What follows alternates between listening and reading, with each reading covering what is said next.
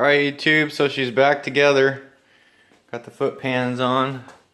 See, they're right behind, the Allens are behind there. They're down there. So you gotta pull these off. But a couple tips. On the passenger side, the one with the lock nut, obviously go ahead and remove it from the tapered bolt. When you put these in, have to get the bearings and the seals and you slide it up in there. It'll feel like it doesn't want to go in, like the bearing, the inner bearing race is smaller than the diameter of the, on that threaded bolt, you know, that little tiny tip that pokes out, that smaller diameter. It feels like that's a little bigger than the race, but it's not. It's a slight interference fit. Just slide the swing arm over to one side and, you know, push it in and thread it, and it'll thread in. You want a little bit of, you know, tension. You don't want just a spin on that bearing. And then go the other side and do it. Now, the passenger side, the one that's shouldered, tighten it tight.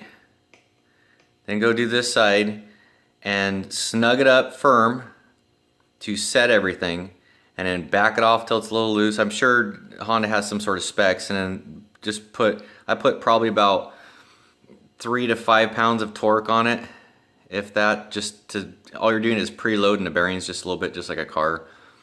And then I didn't need to grind a socket. I put a little blue Loctite and used a little tiny chisel and just snugged it up really nice. And I'll check on it once in a while to see how it's doing, but it's not going anywhere. But while you have this apart, on the bottom end of your shock, there's a bushing inside there and 2 seals. Go ahead and slide that bushing out, and or just leave it in. I just took my finger with some marine grease and greased it up real good, along with the little bushing that goes in there, and call her good. She's good and snug. I changed the diff fluid, oiled the lines, the brake lines, so cables, I guess I should say, so that they work nice and neat, and the daughter's quad is ready to go for the season.